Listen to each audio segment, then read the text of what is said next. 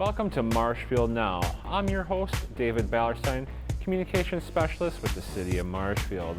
We'll be stopping at two locations today. First stop will be at Kailey's Kandels, and then our second stop will be at the War Room Museum right here in Marshfield. Stay tuned, we'll be right back.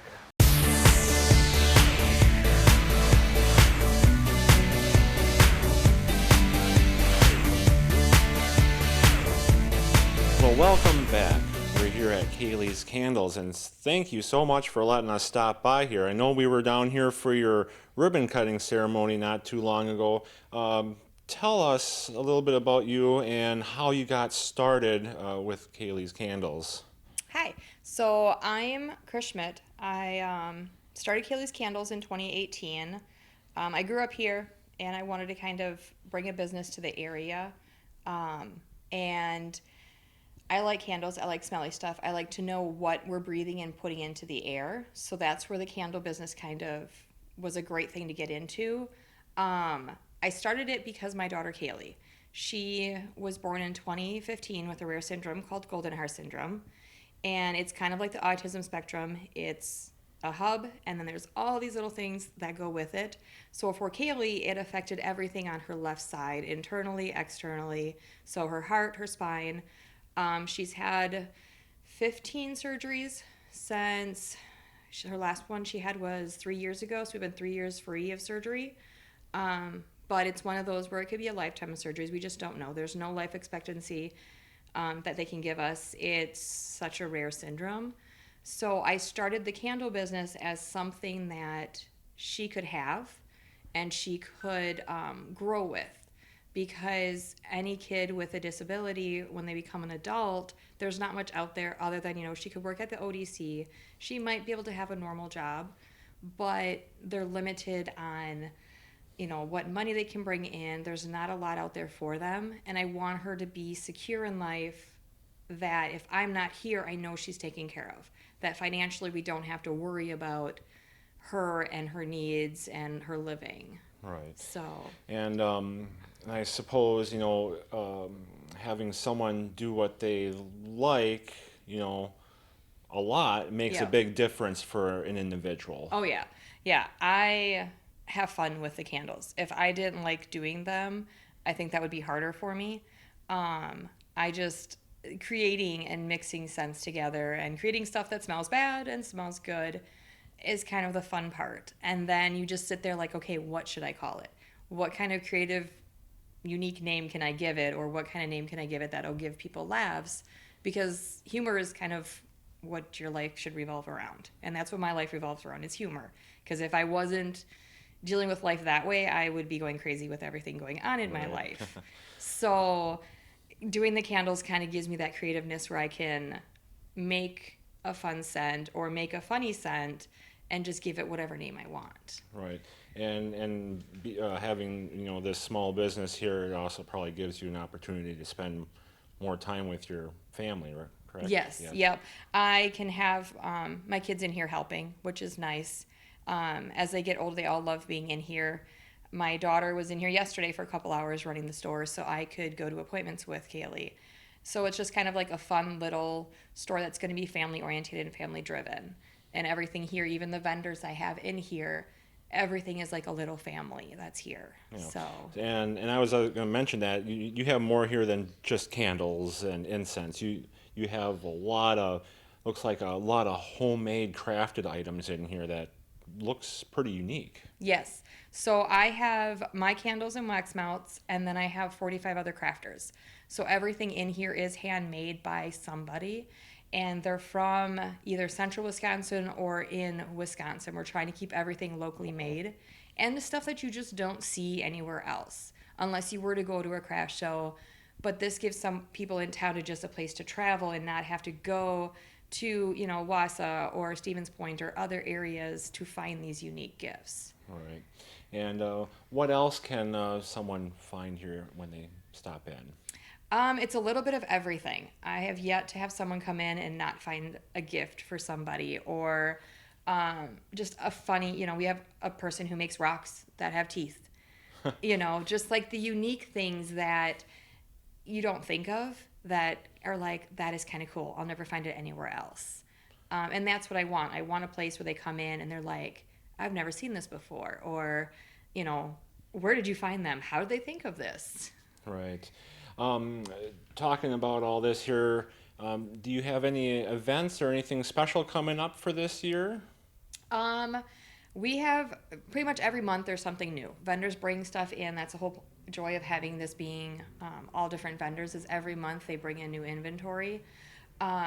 We're planning on this year's not going to be a lot just because we're new, Right. but next year we do plan on kind of taking part more with like the Hub City Days and doing a couple more events outside and try to bring in a couple craft shows right in front of the store by the Wenzel Plaza throughout the year. So not too much in store. We're still kind of new this year, so we're going to figure out the year and then go into next year. But we do want to bring some stuff to the community and kind of get people to come downtown and do stuff downtown. Right. And you're right across here from the water park, right downtown. So a lot of people we should be able to easily find you right down here. What is the address here? It's 111 West 2nd Street. So I am right next door to Mission Nutrition. I'm across the street from Out of the Blue Tattoo. I'm kind of in a little area that is, it's kind of like a quiet little area. It's not too busy with traffic. You can always have parking. And it's a walking distance from a lot of places. So it's not too off the beaten path. Right. Well, I'd like to thank you so much for sharing your story and how you got started with Kailey's Candles here, and wish you a lot of success here, and hopefully that we can come to some of these events next year when you do have these there, and we can talk about that as being a new local small business owner here in Marshfield. Thank you, and glad for coming back and kind of learning more about the store and getting it out there and let people know that I'm down here. All right, So. That sounds good. Stay tuned, we'll be right back.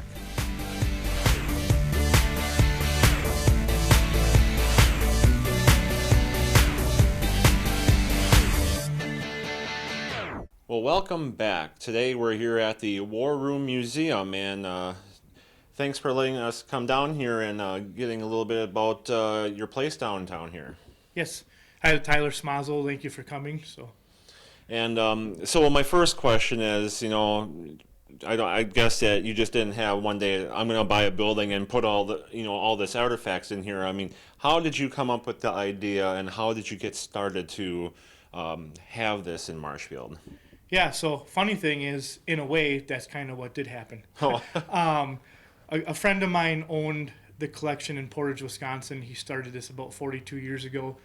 Museum was down there for 14, 15 years. And then health issues started coming up in his life. We met, we worked together for a little while, and then he decided he wanted to move on from the museum while he could make that decision on his behalf and not, you know, being forced to. So he started having conversations about selling. It actually was originally going to go to a collector. The original owner knew that the gentleman was going to keep some things and sell most, and that's just not what he wanted to happen with his life's work. So my family and I started having really pretty short conversations because we knew if we're going to do something, it needed to happen quickly before the opportunity was gone. So we had conversations with the previous owner, made the purchase.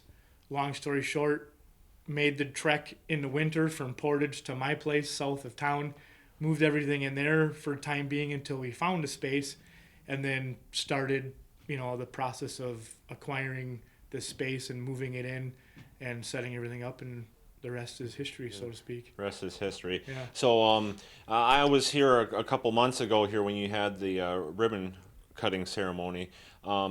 Walking around through here, there's a lot of artifacts that, I mean, as long as I've been around, I haven't seen any of them in person, only in like textbooks. And you have a lot of these not artifacts, but history items, you know, back from World War II and forward. Give us a little description of what items you have here and some of the unique ones that you got a hold of. Yeah, so I'd say, to me, the really unique thing that we're proud of here is we started really with World War I into Korea. Since we've been in Marshfield, we've now grown, which I expected to some extent. Now people in the surrounding areas feel like they have a place to go locally with their things or their family's belongings. So we've grown now into the Civil War. We've about doubled our World War I displays, which we only had about one display of World War I. Now we have two, almost three. World War II is still obviously our primary area, but we cover Korea, Vietnam, Desert Storm, hoping to get more present day, Middle East, Iraq, Afghanistan stuff. We have Holocaust, a pretty good display on Holocaust. We've gotten some really nice compliments from those that have visited the multi-million-dollar Holocaust specific museums, and they're really pleased with our display. All original stuff, a lot more personable, in your face, hands-on. So that's really neat. And then we have what I kind of call the home front, or it would be more World War II era, but stuff that mom or the kids would have dealt with that stayed back home while the men were gone. So it really covers a big area, which is nice because it's not just war stuff. It's really anything from the time periods. So almost anybody can connect to something in here. It's not just guns and ammo, so to speak. Right. And you were saying that family members, if they have items to donate, they can do that? Yes. Yes, so we prefer if a family wants to bring something in that we do on the donation line of things, just because it's less messy in the future. But we will take things on loan. If it's going to be on loan, it needs to be picked up by the same person that left it, just because I don't want to go down the road of confirming who you are, and who you say you are, and where you belong. So donation is the best way. Loan is an option. But we've had, again, Marshfield specific families. We've had families from Merrill, Mosinee area, Rapids. I mean, really, an hour radius, we've had people already bring their stuff down, which is really great to get those local items now. Sure. And if anybody wanted to help contribute to the museum, what else can they offer to help? Yeah, so obviously we're a museum, so funds aren't like a retail space. We operate off donations only. We don't require an entry fee, and we'd like to keep it that way. But obviously that means people that come here, then they need to contribute. Obviously, we feel that there's worth here, so we feel why wouldn't you? But we're not going to go on that road, I guess. So we have donations, be it monetary from people walking in, leaving $5, $10, $15, $20, whatever they feel it's worth in our donation cans. We have museum apparel, T-shirts, hoodies, hats, can koozies, tumblers, you name it. We change up our designs on the apparel, especially the clothing, to keep things fresh and new. And we also do our business sponsorships, where area businesses pay a fee. They get a space on the back of our shirt. That's for the year. No matter how many rounds of T-shirts we print, they get that space continuously throughout the year. So that's been a real great turnout. Our initial round for this current year, we had 32 area businesses that got on board with like 2 weeks worth of notice. And now we're working on that round for next year. And then recently, actually, we just started, which I think is really cool. We decided to do almost like think of it like a walking honor wall. So a family can now come in, pay the fee, donate the money, and now you'll get a space on the back of a shirt, to have your family member's name, John Smith, World War II, 1943 to 45, to pay homage to them, and obviously then to create revenue for the museum. Sure. And you do have some events coming up later this year, correct? Correct. So we just recently were at Hub City Days, obviously because we're right downtown. We have a 48 Plymouth that has some veteran connections that belongs to the museum, so we have that on display. We also take that car to some area car shows as well, like ARPA Nationals was just last Sunday, so we were out there doing the same thing with the car, raising money and awareness, for veterans and for the museum. And then also coming up, we'll be at the fair, working on conversations there. But we're for sure going to be there at least one day. But it sounds like we're going to be there all 5 days. I think it's 5 days, or for the week. Sure. So that'll be pretty neat and exciting for us. We'll have a booth set up and displays for the kids and educational stuff, and kind of have some interactive stuff as well. So I think that'll be a neat experience. Right. Yeah, and we'll probably be down here to talk about that later on within the Awesome. coming up time here, so we can get that on the Marshfield Now program. So, well, I'd like to thank you for having us come down here for the War Room Museum there, and thank you for so much for putting this on and having this in the community. It's really neat to see all this. Awesome. Thank you for coming, and we'll see you again. All right.